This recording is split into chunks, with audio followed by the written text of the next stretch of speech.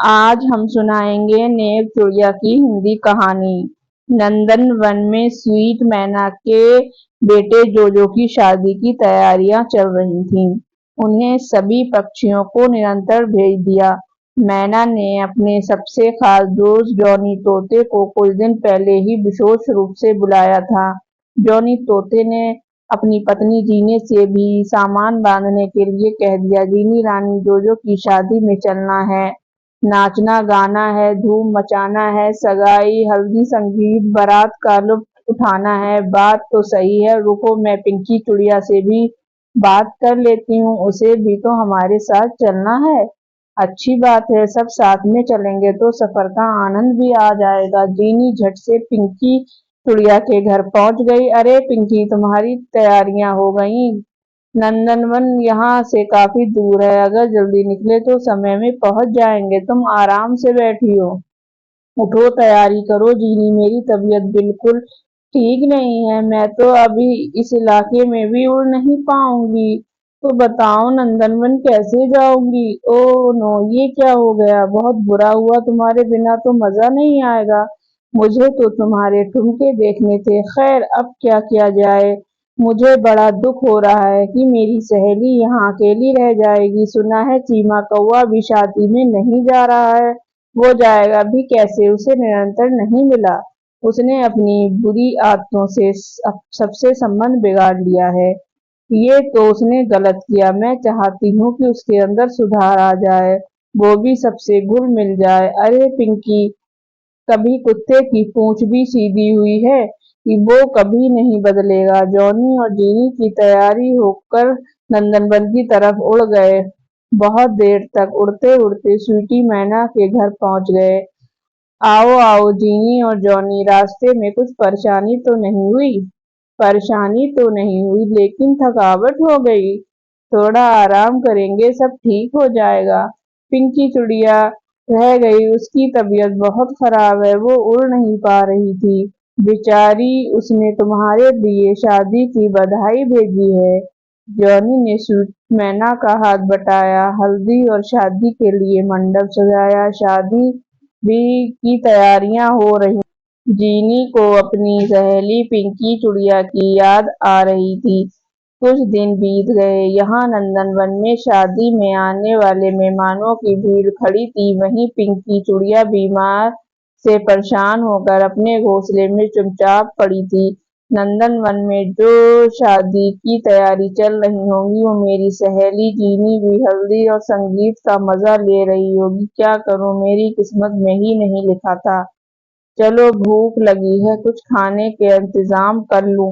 पिंकी चुड़िया उड़कर नीचे चली गई। उसे रास्ते में चीमा कौवा मिल गया। बेचारी पिंकी चुड़िया शादी में नहीं जा पाई। मुझे बड़ा अफसोस है। वैसे वो मैना बड़ी घमंडी है। क्या करूं भैया, मेरी तबीयत ठीक नहीं। स्वीट मैना तो अच्छी है, सबसे व्यवहार रखती है। सीमा की पिंकी की ये बात पसंद नहीं, कौवे को सीमा की पिंकी की ये बात पसंद नहीं आई। वो गुस्से से उड़ गया। उसने देखा एक बंदर अपने पास फल रखकर बैठा है। सीमा ने उसकी नजर बचाकर उस फल को उठा लिया और चुपके से ले जाकर पिंकी चुड़िया के घोंसले में रख दिया। इसके बाद फिर उड़कर आया और बंदर के सामने बैठ गया। वो बंदर आसपास फल ढूंढ रहा था। बंदर राजा, क्या घरवाली को ढूंढ रहे हो? अरे नहीं रे, अपना फल ढूंढ रहा हूँ, यहीं पास में रखा था, जाने किसने उड़ा लिया। अरे हाँ, वो फल तो मैंने पिंकी चुड़िया को ले जाते हुए देखा। मैंने सोचा तुमने उसे दिया है। मैं क्या जानूं उसने चुरा लिया। उससे ऐसा नहीं करना चाहिए था। फल चाहिए था तो तुमसे मांग लेती और तुम भी दे देते कि नहीं। अरे ऐसे कैसे दे देता, मैं कोई दान दाता हूँ क्या? मैं किसी को कुछ नहीं देता हूँ, मौका पाने पर ले लेता हूँ। बंदर में गुस्सा फूंकता फांदता पिंकी चुड़िया के घोंसले में पहुंचा। घोंसले के अंदर फल दिखाई दिया और बंदर ने उसे झट से ले लिया। इतने में पिंकी चुड़िया आ गई।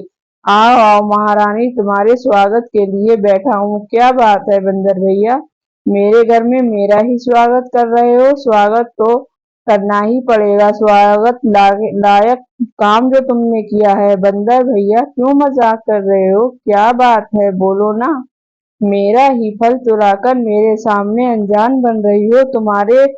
तुम्हारा फल चुराकर क्या कह रहे हो भाई? मेरी समझ में नहीं आया। चोरी भी करती हो, झूठ भी बोलती हो। मेरा फल तुम्हारे घोंसले से बरामद हुआ है। अब सजा के लिए तैयार हो जाओ, तुम्हारा घर ही तोड़ देता हूँ, फिर इस डाल से उस डाल पर खुदक खुदक कर रहना। बंदर भैया ऐसा जुल्म ना करो, मुझे बेघर मत करो। ऐसा लगता है मेरे साथ किसी ने साजिश की है। बंदर ने पिंकी की कान सुनी और देखते ही देखते उसका पूरा घोंसला खींच खींच कर नष्ट कर दिया। लाचार पिंकी देखती रही और आंसू बहाती रही।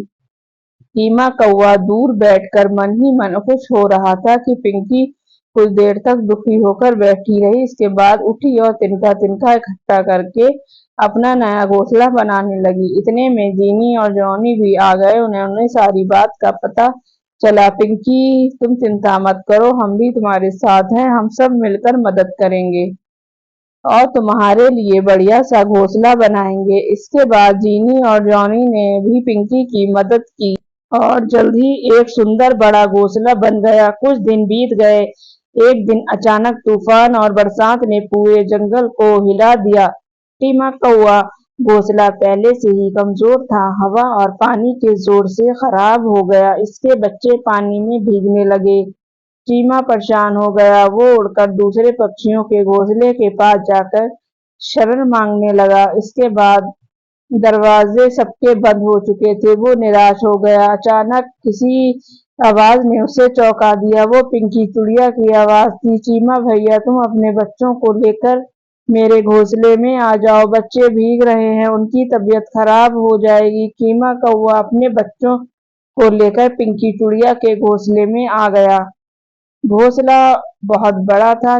चीमा और बच्चों ने राहत की सांस ली। पिंकी ने सबके लिए खाना बना लिया।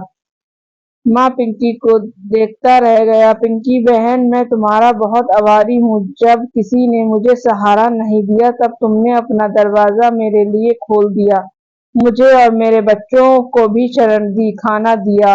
ये एहसान मैं कभी नहीं भूल पाऊंगा। बहन, मुझे माफ कर दो, मैं तुम्हारे साथ बहुत बुरा किया। सीमा, तुम्हारी बहन सीमा ने मुझे सब कुछ बता दिया। बहन, तुम्हारे साथ बुरा किया, फिर भी सब कुछ मानते हुए भी तुमने मुझे सहारा दिया। मैं शर्म से गड़ा जा रहा हूँ।